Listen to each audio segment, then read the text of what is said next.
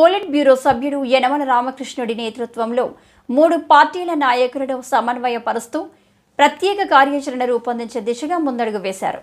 Telugu Desam, Janasena, Bharatiya Janata party నాయకులు ఐక్యతకు కృషి చేస్తూ తునిలో కూటమి కార్యాలయాన్ని ప్రత్యేకంగా ఏర్పాటు చేశారు. కార్యాలయం ఏర్పాటు పట్ల 3 పార్టీల నాయకులు హర్షం వ్యక్తం చేశారు. కాకినాడ జిల్లా తుని పట్టణంలో కూటమి కార్యాలయం ప్రారంభోత్సవం అట్టహాసంగా జరిగింది. పొలిట్ బ్యూరో సభ్యుడు యనమల రామకృష్ణుడు, ప్రభుత్వ విప్ యనమల దివ్యతో కలిసి కార్యాలయాన్ని ప్రారంభించారు. ఈ సందర్భంగా మాజీ మున్సిపల్ చైర్మన్ ఇనుగంటి సత్యనారాయణ అధ్యక్షతన ఏర్పాటు చేసిన సమావేశంలో యనమల మాట్లాడుతూ తప్పు చేస్తే స్వపక్షమైన విపక్షమైన దండన తప్పదని హెచ్చరించారు. ప్రభుత్వ పథకాలను ప్రజలకు చేరువ చేసేందుకు అంతా కలిసి కృషి చేద్దామంటూ పిలుపునిచ్చారు. పలువురు నాయకులు మాజీ మంత్రి దాడిశెట్టి రాజాపై తీవ్ర స్థాయిలో విమర్శలు గుప్పించారు. మాజీ ఎమ్మెల్యే రాజా అశోక్ బాబు, యనమల రాజేష్, మాజీ చైర్పర్సన్ కుసుమంచి శోభారాణి, చోడిశెట్టి గణేష్, వెలుగుల గోపాలకృష్ణ, సుర్ల లోవరాజు, చింతమనేడి అబ్బాయి, మోతుకూరి వెంకటేష్, గాడి రాజాబాబు, చొక్కా అప్పారావు, కుక్కడపు బాలాజీ, మల్లా గణేష్, పోలిశెట్టి రామలింగేశ్వరరావు, అప్పన్న రమేష్, అంకారెడ్డి రమేష్, దంతులూరి శ్రీనివాసరాజు, కొయ్య కేశవ్, చొక్కా కాశీ, వెలగ వెంకటకృష్ణారావు, కోడా వెంకటరమణ తదితరులు పాల్గొన్నారు.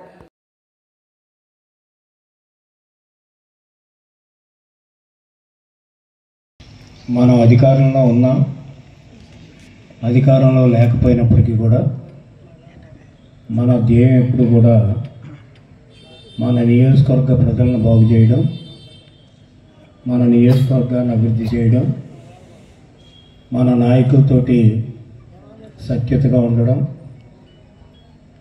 మనకు విమర్శించాలనేటువంటి ఆలోచన ఎప్పుడూ లేదు. ఎప్పుడు విమర్శించడం కూడా ఎదుటి వాళ్ళని.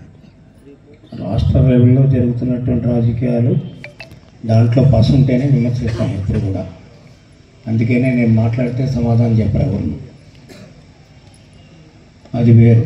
మన నియోజకవర్గాలు కూడా మొదటి నుంచి నేను కోరుకునేది, ఒకప్పుడు గురుబాబు గారి కుటుంబం దాదాపు వాళ్ళు 40 సంవత్సరాలు పరిపాలించారు ఈ నియోజకవర్గాన్ని. అట్లాగే మనం కూడా ఇంచుమించు 42 సంవత్సరాలకు ఉన్నాం రాజకీయాల్లో వచ్చి. మనం కూడా పరిపాలించాం. అంటే ఇంచుమించు ఆ కుటుంబం ఈ కుటుంబం కలిపి 80 సంవత్సరాల పైన. 80 సంవత్సరాలు ఈ యొక్క నియోజకవర్గానికి నాయకత్వం ఇస్తే మనల్ని ఎవరిని కూడా ఇప్పటికి కూడా తప్పు పట్టడం లేదు, పట్టలేరు కూడా, పట్టేటట్టు చేయలేదు కూడా. మనం ఎంచేతని మనకి ముఖ్యం ప్రజలు, మన నియోజకవర్గం, మన అభివృద్ధి, మీ అభివృద్ధి, ఇవే ముఖ్యం తప్ప ఎదుటివాడు ఏం చేస్తున్నాడు అనేది మనం తెలుసు. నాకు అన్నీ ప్రపంచవ్యాప్తంగా రాజకీయ నాయకులు ఎట్లా ఉంటారు, దేశవ్యాప్తంగా రాజకీయ నాయకులు ఎలా ఉన్నారు, పరిపాలనలు ఎలా ఉన్నాయి, మన రాష్ట్రంలో పరిపాలనలు ఎలా ఉన్నాయి. దాదాపు నేను ఫేస్ టు ఫేస్ 7 ముఖ్యమంత్రులు చూశాను శాసనసభలో, కౌన్సిల్లో. కానీ ఏదైనా సబ్జెక్ట్ మీద మనం మాట్లాడుతాం తప్ప వ్యక్తిగతంగా ఎవరితోటి మాట్లాడు నేను. అందుకనే అందరూ కూడా మన తుని నియోజకవర్గం అంటే ఒక ఘనమైనటువంటి కీర్తి తెచ్చాం 80 సంవత్సరాల్లో, వారి కుటుంబ హయాంలో కానీ మన టైంలో కానీ. కానీ 5 సంవత్సరాలు కూడా పరిపాలించలేదు వైసీపీ. ఇక్కడ 2 సార్లు గెలిచారు. మొదటిసారి గెలిచినప్పుడు మనమే అధికారంలో ఉన్నాం. రెండోసారి గెలిచినప్పుడు మన అధికారం పోయింది, మన ఎమ్మెల్యే కూడా ఓడిపోయాం. అయితే వాళ్ళు మంత్రి చేసింది 5 నెలలు, ఇందాక అబ్బాయి చెప్పినట్టు 5 నెలలు 6 నెలల్లో మంత్రి చేసింది. అంటే మనం 80 సంవత్సరాలు పరిపాలించినప్పుడు కూడా 2 కుటుంబాలు ఏనాడు కూడా మచ్చరాలేదు.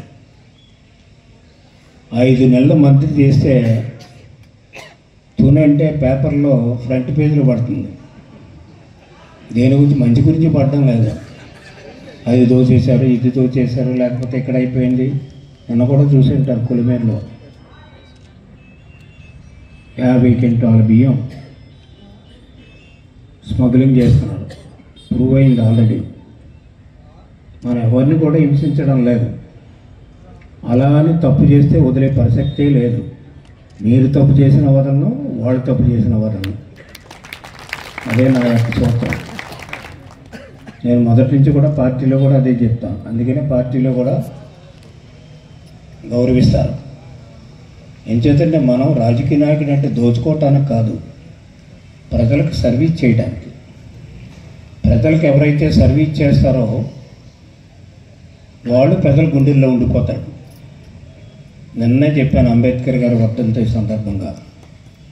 అంబేద్కర్ ఒక చిన్న కుటుంబంలో, పేద కుటుంబంలో, కనీసం 5 రూపాయలు కూడా లేనటువంటి కుటుంబంలో పుట్టినటువంటి వాడిని ఈనాడు ప్రపంచం ఎందుకు జ్ఞాపకం తెచ్చుకుంటుంది, ప్రపంచం గుండెల్లో ఎందుకున్నాడంటే ఆయన చేసినటువంటి సమాజానికి చేసినటువంటి సేవ, మంచితనం.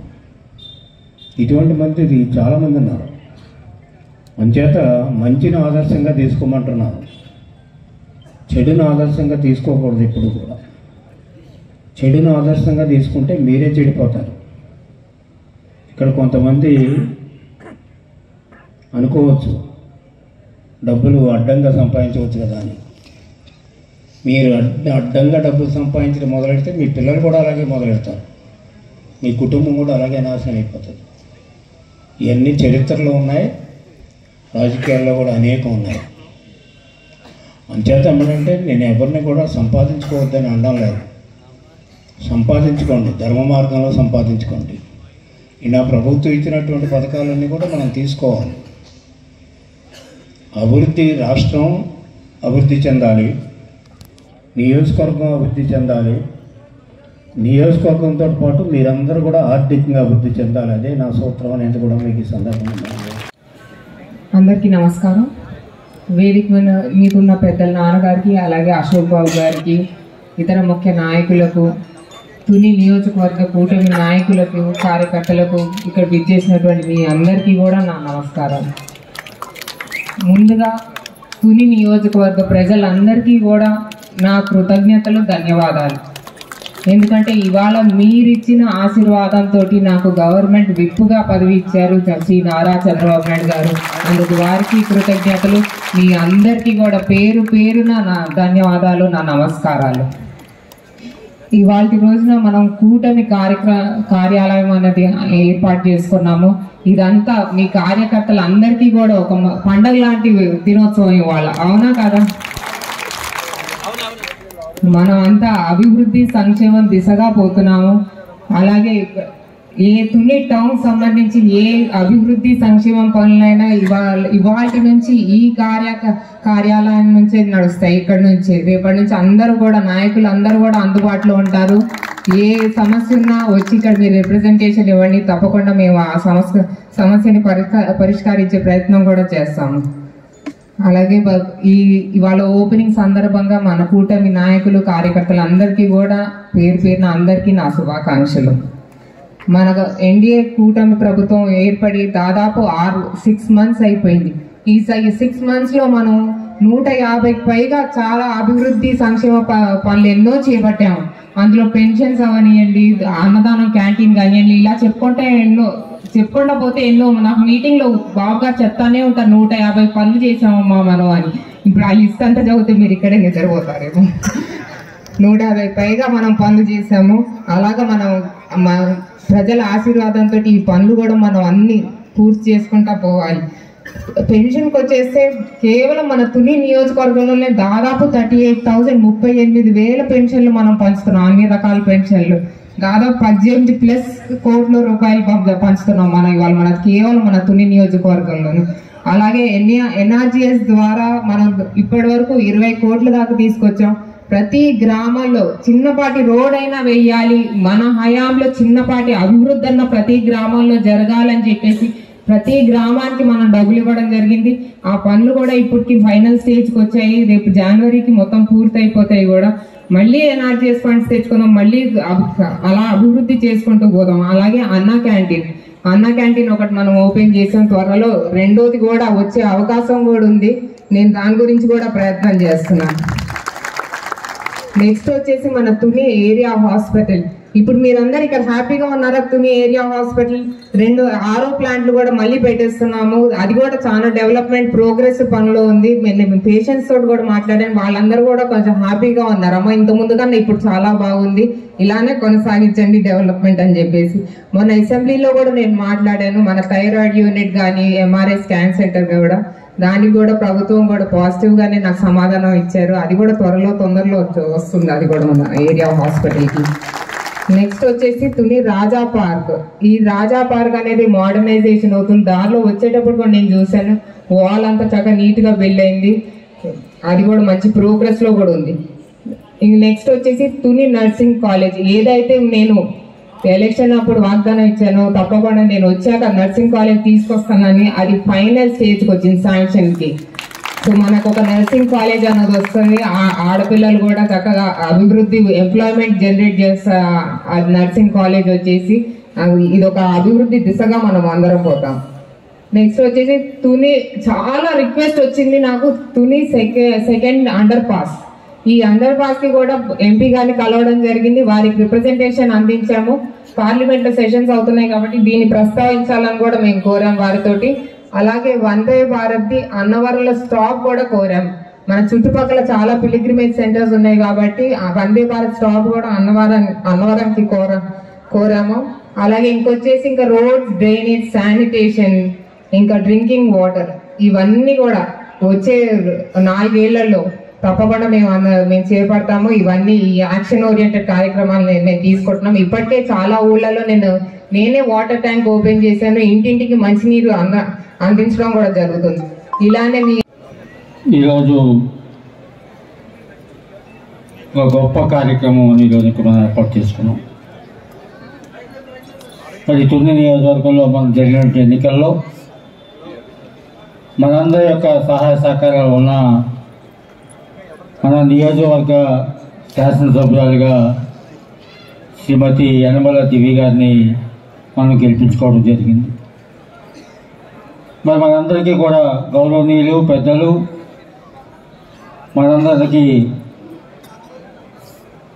ఆప్తులు, ఈ రాష్ట్రానికి నియోజకవర్గానికి ఎనలేని సేవలైనటువంటి పెద్దలు గౌరవనీయులు యనమల రామకృష్ణ గారికి, వేదిక మీద ఉన్నటువంటి పెద్దలు మన ప్రీతమ శాసనసభ్యులు ప్రభుత్వ విప్పు యనమల దివ్య గారికి, వేదిక మీద ఉన్నటువంటి ఇతర పెద్దలు, తుని నియోజకవర్గ నలుమూల నుంచి వచ్చినటువంటి తెలుగుదేశం, జనసేన, బీజేపీ పెద్దలందరికీ కూడా నా హృదయపూర్వక నమస్కారాలు తెలియజేసుకుంటూ, ఈ రోజున గౌరవనీయులు పెద్దలు రామకృష్ణ గారు ప్రజలకు మనం అందుబాటులో ఉండాలా, వారికి ఎటువంటి పనులు తుని అనుభవం నుంచి పట్టణానికి వచ్చి అనేక కార్యక్రమాల మీద వచ్చినటువంటి వాళ్ళకి మనం ఒక కార్యాలయాన్ని అందుబాటులో పెట్టుకున్నట్టయితే వాళ్ళకి ఉపయోగపడుతుంది. వాళ్ళకి ఉపయోగపడే విధంగా మనం ఒక కార్యాలయాన్ని ఏర్పాటు చేయడం ఒక తలంపుతో ఈ కార్యక్రమాన్ని మనం తీసుకోవడం జరిగింది. ఈ కార్యాలయం మనందరికీ కూడా అందుబాటులో ఉంటూ ప్రభుత్వ కార్యక్రమాలన్నీ కూడా ఎప్పటికప్పుడు ఇక్కడికి వచ్చి మనం ఆ కార్యక్రమాలు తెలుసుకుంటూ ఈ నియోజకవర్గ అభివృద్ధి సభ్యులు మన యనమల రామకృష్ణ గారికి మీ తరఫున నా తరఫున శిరస వంచి పాదాభివందనం చేసుకుంటూ, అదేవిధంగా మన ప్రభుత్వ విప్పు మన తుని శాసనసభ్యురాలైనటువంటి శ్రీమతి యనమల దివ్య గారికి, అదేవిధంగా మన మాజీ ఎమ్మెల్యే అయినటువంటి శ్రీ రాజా అశోక్ బాబు గారికి, అదేవిధంగా మాజీ ఎమ్మెల్యే గారు శ్రీ రాజా అశోక్ బాబు గారిని మాట్లాడవలసిందిగా కోరుతున్నాం.